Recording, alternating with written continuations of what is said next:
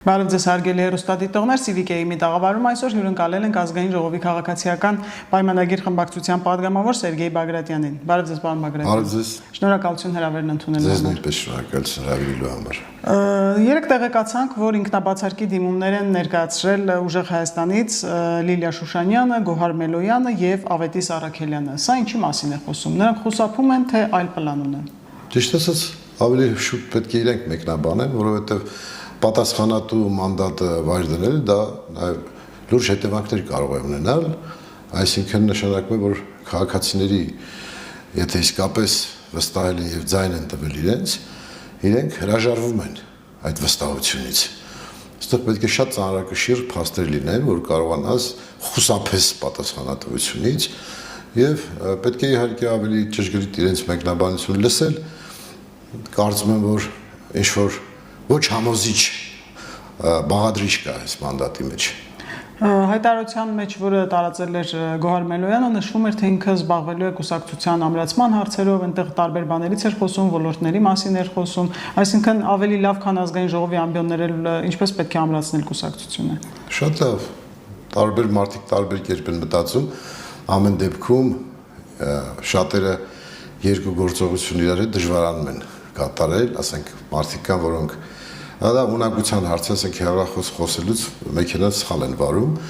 հետևաբար միայն հեռախոսով են խոսում կամ միայն մեքենային վարում, այսինքն հնարավոր է, որ այդպիսի խնդիրներ կան, որ մարդի վիճակի չի երկուս իրար հետ համատեղել, բայց իմ կարծիքով ազգային ժողովը լավագույն ամբիոնն է, որովհետեւ կարողանաս հենց զբաղվել կուսակցականաշինությամբ, գաղափարախոսությամբ եւ այլն։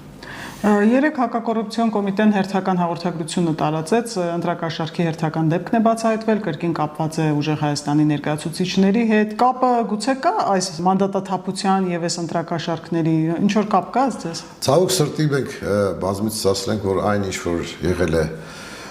ժամանակներ առաջ չպետք է այլևս կրկնվի եւ տրվել է հնարավորություն մարդկանց ուղղվելու բոլորին տրվել է հնարավորություն, որ նախկին բարքերը այլևս անցել են եւ պետք է մտածել նորովի եւ այլևս անթույլատրելի է որը ձևով ազդել ընտրությունների ընթացքի վրա եւ պետք է թողել, որպեսզի ժողովուրդը ազատ իր կամքը արտահայտի։ Ցավոք սրտի որոշ ուժեր դեռևս հույս ունեն, թե կարող են այդ կերպ այն ինչ որ կատարվել է ժամանակին, այդ կերպ կարող են ձայներ կորզել եւ ցավոք սրտի դեռևս կան հասարակության որոշ շերտեր, որոնք համաձայնվում են այդպիսի ընտրության։ Սա մեր դժբախտությունն է մեր պետականության։ Իդեպ Գոհար Մելոյանի հայտարարության մեջ նաև նշված էր, որ պետք է իրենք պայքարեն ահռելի վարչական ռեսուրսի դեմ, ասա խոսում է մի ուժի ներկայացուցիչ, որ ամենօրյա ռեժիմով տեսնում ենք, թե ինչ ծավալների ընտրակաշառքների մասին է խոսքը, հա։ Ես կխնդրեմ նաև սա։ Իհարկե, նորից եմ ասում, որ դա անթույլատրելի է եւ այն զարգացման ընթացքը, որ որդեգրել է իշխող քաղաքական ուժը, անկասելի է, որտեղ դրա մեջ բացառիկ արժեքներ կան, դա ժողովրդավարությունն է, մեր անկախ պետականությունն է, ազատ մրցակցությունն է, մարդու իրավունքներն են եւ ազատ կամքի արտահայտությունը, սրանք արժեքներ են, որը համամարտկային է եւ ցանկացած մարդ գիտակցության որոշակի շրջանում այլևս չի ցանկանում այլ կերպ ապրել, քան այդ արժե համակարգում։ Եվ եթե դրանից շեղվողներ կան, դա իրենց դժբախտությունն է, որ պետք է ժամանակ գտնեն, վերանային ինքնահայեցողությամբ փոխեն իրենց մտածելակերպը, նորովի իրական Հայաստանի շրջանակներում գործելու եւ իրական արժեքներ դավանելու նպատակով։ Երբ նշված էր վարչական ռեսուրսի մասին, Սահմանադրական դատարանի իրենց դիմում բողոքի մեջ նշվել էր որպես վարչական ռեսուրսի կիրառում Երևանի ՀՕԱԿ-ի աշխատակիցների կանաչապատման հողի, որ փակցնում են ձեր նախընտրական պաստառը, որպես ապացույցներից մեկը։ Ես մի հետաքրքիր բան ասեմ, ես դարապես առավոտյան քայլում եմ եւ որպես կանոն Զանգվի ձորի հատվածում հանդիպում նաեւ կանաչապատման Երևանի կանաչապատման աշխատակիցների։ Հետաքրքիր այսօր հենց հետաքրքիր միտք արտահայտեց, ուղղակի զարմանում եմ, որ ձեր հարցը համընկավ իսկապես այս դիպվածի հետ։ Երևի թոշակառու հնարավոր է, որ թոշակառու աշխատակից էր, ինձ պարզ հարցրեց, մամագեցան ասաց, հայրենասիրություն բառը ոնց որ մենք ճիշտ չենք օգտագործում, երևի պետքա պետականասիրություն ասենք։ Զարմացած նայեցես, որ պետությունը սիրես, հայրենիքն է սիրես, հայրենի ծննդավայրն է սիրես, քո հողջուրն է սիրես։ Սա կարևոր միտք է եւ եթե որևէ աշխատակից ինչ որ պաստառ է կպցրել, պետք է հասկանալ, եթե նա դա արել է ինքնաբուխ, իր կամքով, իր համոզմունքով, դա դատապարտելի բան չկա։ Դատապարտելը երբ որ վճարում են, որպեսզի նման բաներ անեն։ Բայց եթե մարդը իր կամքով փորձել է օգնել որևէ մի խմբի աշխատանքին, կարծում եմ դա մարդկային է եւ չպետք է դա դարձնել մատի փաթաթան եւ վարչական ռեսուրս ասածը այլևս չի գործում։ Նորորյա Հայաստանում չի գործում վարչական ռեսուրսը, որովհետև նույն վարչական ռեսուրսի, ես կարող եմ ասել գերակշիռ մասը այլ կուսակցության անդամներ են, առնվազն այդպիսին են եղել։ Այս պայդրությամբ միգուցե նրանք չեն զբաղվում քաղաքականությամբ, բայց կադրերի բացարձակ մեծամասնություն եւ քաղաքապետարանի աշխատակիցների եւ նախարարությունների ավելի շուտ հանրապետական կուսակցության անդամներ են եղել, դաշնակցության կուսակցության անդամներ են եղել, թե կրթության ոլորտում նայեք դաշնակցության ներկայացուցիչները ահռելի մեծ թիվ են կազմում, այսինքն այդ մարդը եթե պետք է ընտրի իր կամքով, դա բնականաբար կընտրի իր քաղաքական նախընտրելի ուժի։ Եվ սա չի կարելի դիտարկել վարչական ռեսուրս, որովհետև ես խիստ կասկածում եմ, որ ավելի շատ պետական պաշտոնյաներ քվեարկել են ընդդիմությանը, քան իշխանությանը։ Այ Քարոզ Արշավին դուք էլ եք մասնակցում, վստահ եմ պետական բազմաթիվ աշխատողների տեսած կլինեք, ուսուցիչներ, բուժաշխատողներ, վստահ եմ եկել են, ձեզ հետ խոսել են։ Այ դուք էլ հարցերած կլինեք, չէ՞, հետաքրքրության համար իրենց ստիպել են, թե իրենք իրենց կամքով են եկել, աշխատանքից դուրս ժամի են եկել։ Տեսեք, ասենք, հետևյալ միտքը կա, եթե ասենք կոլեկտիվի ղեկավար կամ այդ տվյալ ուսուցչական կոլեկտիվում համախոհություն կա, այսինքն իրենք ընդունում են պետական քաղաքականության այս իրավիճակը, իշխանության դարած քաղաքականությունը եւ իրենք որոշում են, որ պետք է օրինակ մասնակցեն որևէ միջոցառման, որը Քարոզ Արշավի ընթացքում է։ Որպես կանոն դրանք, ասենք, ուսուցչական կոլեկտիվների երաժշտական վայրերում 30-35 հոգի են լինում, որ միջին դպրոցներում, ընդհանրապես ցանկացած նման միջոցառման մասնակցում են առավելագույնը 10 հոգի։ Կարող են հաստատ, ես վստահաբար կարող եմ ասել, որ կարող եք նայել եւ գրեթե նույնքան մասնակցում են ընդդիմության կազմակերպած հանդիպումներին եւ Քարոզ Արշավին։ Ես ուշադիր եմ եղել, մի քանի գյուղերի պահով ուսումնասիրել, ինձ հետաքրքիր է եղել եւ վստահեցնում եմ, որ ընդդիմադիրները նույնիսկ ընդգրկված են հանձնաժողովներում, ուսուցիչներ, որոնց վրա որևէ մեկը չի ազդում եւ ճիշտ անում, որ չի ազդում, բայց կարևորը որ դա իրականացվի աշխատանքից դուրս։ Այսինքն դպրոցներում չպետք է լինի որևէ քաղաքական գործողություն, որևէ քաղաքական կոչ կամ առավել եւս պարտադրանք, դա բացառել պետք է բացառենք, եթե նույնիսկ կան նման կոլեկտիվներ, մենք ինքներս պետք է աշխատենք իրենց հետ բոլորս համոզելու, որ դա դպրոցը պետք է լինի ապաքաղաքական։ Իրենց աշխատանքից դուրս կարող են ցանկացած նախասիրություն ունենալ։ Իսկ վստահեցնում եմ, որ դպրոցներում ընդդիմությունը ներկայացված է եւ որևէ մեկը չի կարող նման բան կազմակերպել, որովհետև անմիջապես ընդդիմությունը մամուլով, հերթատեսությամբ փոխանցի իր մտահոգությունը, բայց որպես կանոն ես չեմ տեսել առանձնապես նման գրություններ կամ նման պոստեր, նման խոսակցություններ, ավելի շատ 1-2 բամբասանքային ռեժիմի են, քան իրականություն, որովհետև իսկապես հնարավոր չի դա կազմակերպել, եթե ինքնաբուխ չկա ինչ-որ գործողություն, այլևս կազմակերպել, պարտադրել որևէ քաղաքական միջոցառման մասնակցել չի ստացվի ոչ մեկի մոտ։ Խոսենք նաև Գագիկ Ծառուկյանի կալանավորման մասին, ընդդիմադիրները իր աջակիցները պնդում են, որ սա քաղաքական հետապնդում է, սակայն ինչպես նայում ենք իրավապահների այդ բացահայտումները, հանցակազմը առավել քան ակնհայտ է, ինչ կասեք։ Մենք լսեցինք իրավապահ համակարգի աշխատակիցներին, որոնք պնդում են նաև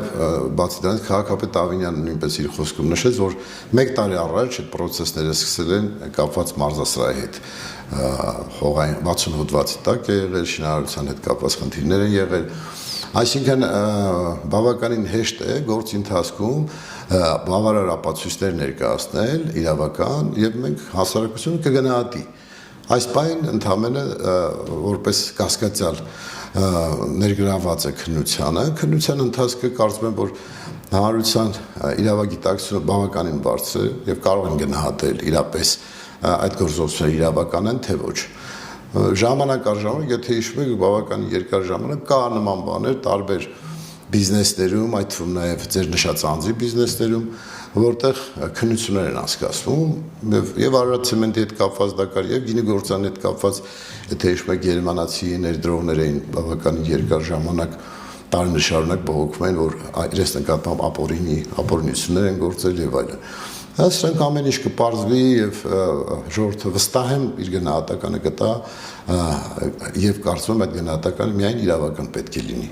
Եվ նաև Ծառուկյանին պատկանող ձեռնարկություններում աշխատող մարդկանց մտահոգությունների մասին խոսենք, որովհետև շահարկվում է ընդդիմության կողմից հատկապես, թե ահա հերթական խումբը մնաց առանց գործի եւ այլն, այդ մարդիկ էլ բողոքի ակցիաներ են անում, այս մասով ինչ կասեք։ Եթե հիշում եք, նման խոսակցություններ կար նաև հեծի ժամանակ Հայաստանի էլեկտրացանցը, երբ որ պետությունը արդեն միջամտեց նշանակվեց կառավարիչ, հանրային ծառայությունների կարգավորող հանձնաժողովի մոտեցումը դրսևորեց, լիցենզիա դադարեցվեց, նույնատիպ գործողություններ, որը կարճ ժամանակում այո կարող է մտավախություն առաջացնել քաղաքացիներին, բայց դրանք բոլորը աշխատելու են, որևէ ձեռնարկություն չի կանգնելու։ Կնշանակվեն համապատասխան մասնագետներ, որոնք աշխատանքը կազմակերպեն եւ որևէ մեկը անաշխատանք չի մնալու այն մարդկանցից, ովքեր հիմա աշխատում են։ Բայց նաև հայտարարվեց, որ որևէ մեկը ապօրինություններով չզբաղվի, այլապես կդիտարկվի որպես սաբոտաժ պետության նկատմամբ։ Հետևաբար պետք է մեր հայրենակիցները հանգիստ իրենց տեղերում մնան, այդ 1-2 օր կամ 1 շաբաթ 10 օրը չի խանգարելու անպայման հաշվի կառնեն, որ մարդիկ հարկադիր պարապուրդում են եղել եւ որոշակի փոխհատուցումներ կարվել։ Պես որ պետք է սպասել պետության հետագա որոշումներին։ Նարեկ Կարապետյանի մասին խոսենք, վերջին շրջանում նա շրջում է այն համայնքներում հատկապես, որտեղ իրենք առավելագույն ձայներ են հավաքել, ինչ որ խոստումներ է տալիս, Լոռիում ընտանիքը, որը ունի 5-րդ բալիկը բնակարան են նույնիսկ խոստացել, ասում են, որ իրենք եկել են իրենց նախընտրական խոստումները կատարելու, գյուղերում ինչ որ խնդիրներ են գույքագրում, հաշվի առնելով, որ առաջիկայում աշնանը թիմ ընտրություններ են, սա մի տեսակ իրավախախտում չէ, ընտրակաշարքի դեպք չի կարող համարվել։ Նույնիսկ եթե դրանից դուրս դիտարկենք, պատկերացրեք իշխանությունը, ասենք քաղաքացիական պայմանագրի կուսակցությունը նույն կերպ վարվեր, ասել որտեղ որ մենք հաղթել ենք, այդտեղ մենք պետությունը հատկացումներ կանի, սուբվենցիաներ կտրամադրի, որտեղ որ չենք հաղթել, այդտեղ որևէ բան չենք անելու։ Ժողովուրդը ինչպես կընդուներ։ Իսկ իրենք ասում են մենք իշխանություն, պետականություն հասկացող քաղաքական ուժ ենք։ Ինչպես կարելի է մի գյուղում, որտեղ որ դու ավելի շատ ձայն ես ստացել, այդտեղ որևէ բան անել, իսկ այն գյուղերը որտեղ չես ունեցել, չանել, նշանակում է քո մոտ ժողովուրդը խտրական վերաբերմունքի արժանանում։ Դեռ դու իշխանության չես, երբ որ դու պայքարում ես իշխանության հասնելու համար։ Պատկերացրեք, եթե իշխանության հասնել դեպքում ասենք, քանի որ մենք պայմանական ասած Վայոց ձորում պարտվել ենք, ոչ մի բան չենք անելու։ Ցանկե ժողովրդի վիճակը պատկերացրեք, խեր ժողովուրդը ինչ մեղք ունի, երբ որ ինքը ունի քաղաքական նախընտրալ։ Եթե հիմա մենք նույն Գյուլագարակ նշեցին, Ստեփանավան նշեցին, այդ համայնքներում պետությունը որևէ բան չանի, իրենք կարող են այդ հոգսերը վերցնել իրենց վրա։ Վստահեցնում եմ, որ ոչինչ չեն կարող անել։ Հետևաբար չի կարելի խտրական վերաբերմունք ունենալ ժողովրդի մի հատվածի նկատմամբ։ Դա անթույլատրելի է եւ գորդորեն մեր քաղաքական օպոնենտներին զգուշ լինել նման հարցերում։ Ընդդիմության համար հիմա էլ շահարկման թեմա է դարձել արտահանումները, դե ՌԴ սահմանափակումների ֆոնին ԵՄ-ն իր աջակցությունը հայտնեց, հիմա էլ երեք հենց այդ ապատեղեկատվությունը գնաց, սակայն էկոնոմիկայի փոխնախարարը հերքեց, որ իբրև թե Իսպանիա արտահանվող ծիրանը ճանապարհին փչացել է, պարզվեց մենք դեռ Իսպանիա ծիրան չենք արտահանել։ Ինչ նպատակով է անում սա։ Մենք հասկանում ենք, մենք միշտ նշում ենք, բայց կարծես մարդիկ մատների արանքով են նայում, որ հիբրիդային պատերազմը ռեալ փուլում է եւ բազմաթիվ կենտրոններ փորձում են ազդել Հայաստանի ներքին քաղաքական կյանքի վրա եւ այդ ընթացքի մեջ մենք բազմաթիվ սուտ լուրեր տեսանք եւ այն ծավալի մասին, որ նշում էին մինչև 14% եւ այլն մեր հնայի վրա ազդեցություն իրականության մեջ մենք մեր վերլուծություն ցույց տվեց, որ խոսքը գնում է $260 միլիոն մասին, որը մեր հնայի նույնիսկ 1%-ը չի կազմում, եթե կրենք ամբողջ վնասը։ Այսինքն եթե մենք այդ ամբողջ մթերքը չկարողանանք իրացնել, բայց այդ մթերքի մի մասը, այլևս մենք իրացնում ենք եվրոպական երկրների մի մասը, պահածոյացվում է մի մասը, արդեն մենք ընդունեցինք նաև ոգելից խմիչքների մասին օրենքը, որպեսզի մրգային օղիները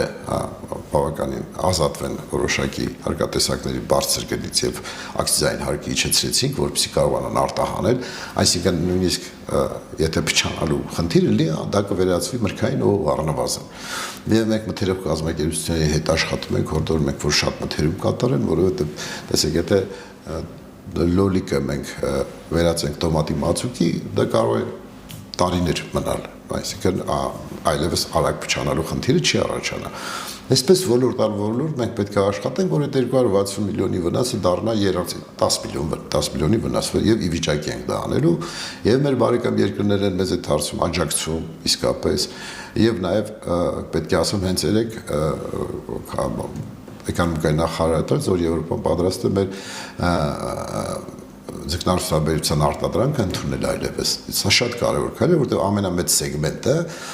ձկների եւ ձկնային արդյունաբերության տարբեր ոլորտներն էին, որտեղ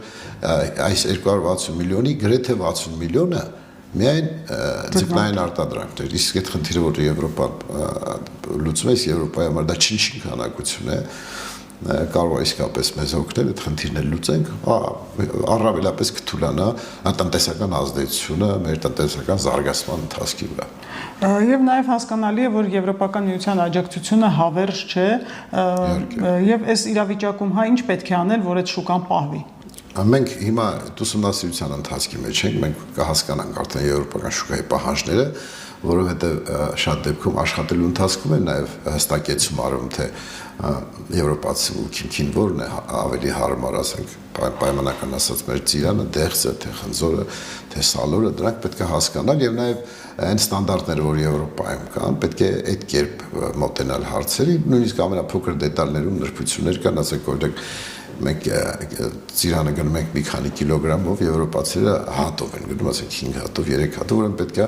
այնպես անել, որ այդ 5 հատանոց, 3 հատանոց կարողանալ փաթեթավորել եւ մատուցել շուկային։ Ես փոքր օրինակով ասեմ, որ բազմաթիվ կան խնդիրներ, որոնք աշխատելու ընթացքում մենք կտեսնենք եւ մեր արտադրողները եւ տնտեսվարողները կտեսնեն եւ եթե այդտեղ մենք որպես պետություն, կառավարությունը անելիք կունենա կամ ազգային ժողով օրենքների փոփոխության տեսքով կամ որոշակի օգնության համար, որպեսզի կարողանան այդ ստանդարտներին համապատասխանել շուկայի, սա կարճ ժամանակում 1 տարվա ընթացքում մենք կարող ենք ամբողջովին ունենալ համակարգված անելիքներ, որոնք պետք է սկսել արագ անել, որպեսզի ձեր ասացի պես 1-2 տարի օգնելուց հետո Եվրոպան արդեն հանգիստ լինի, որ իր շուկայում հայկական ապրանքները տեղ ունեն եւ այդտեղ ասեմ ձեզ, որ դա լուրջ հնարավորություն է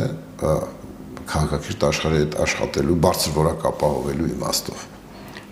Եվ շատերը պնդում են, որ արդեն ժամանակն է ՀԱՏՄ-ից դուրս գալու, թեև կառավարությունը բալանսավորման քաղաքականություն է իրականացնում,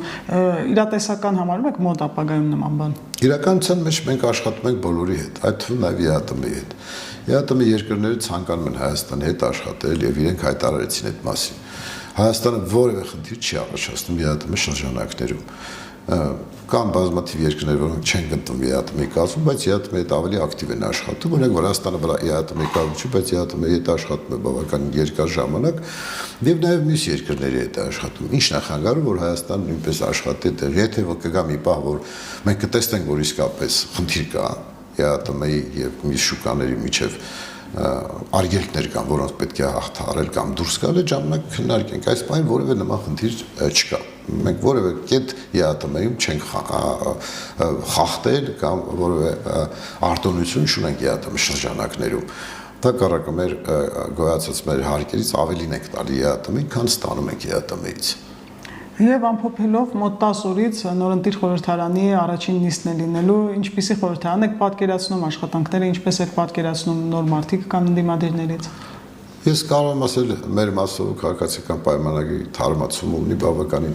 երիտասարդներ են ընդգրկված նոր կազմում եւ պատրաստ են լավ աշխատելու։ Մենք շատ անելիքներ ունենք երկրի զարգացման ընթացքը եւ այս process-ները անշրջելի դարձնելու իմաստով, բացառիկ ժողովրդավարության հասնելու իմաստով, այսինքն մեր խնդիրները շատ են եւ մենք այդ ուղղությամբ անընդհատ աշխատում ենք եւ պետք է աշխատենք։ Այնիշ վերաբերում է ընդդիմության, ճիշտ ասած մի հատվածին Հայաստան դաշինքի պատգամավորներին ծանոթ ենք, բայց նորերին ծանոթ չենք, նրանց աշխատավարժին չեմ տիրապետում ինչպես են աշխատում, բայց մենք պատրաստ ենք, եթե կառուցողական ընդդիմություն լինի, մենք կաշխատենք համարժեք, եթե կփորձեն իրավիճակը շեղել կամ իրավիճակը շիկ ասնել արհեստական, դաժան պատասխան կստանան։ Շնորհակալություն։ Սիրով։ Հիշեցնեմ, որ մենք զրուցում էինք ազգային ժողովի քաղաքացիական պայմանագիր խմբակցության պատգամավոր Սերգեյ Բագրատյանի հետ։ Հավանիչ տեսանյութը եւ բաժանորդագրվիչ նորությունները բաց չթողնելու համար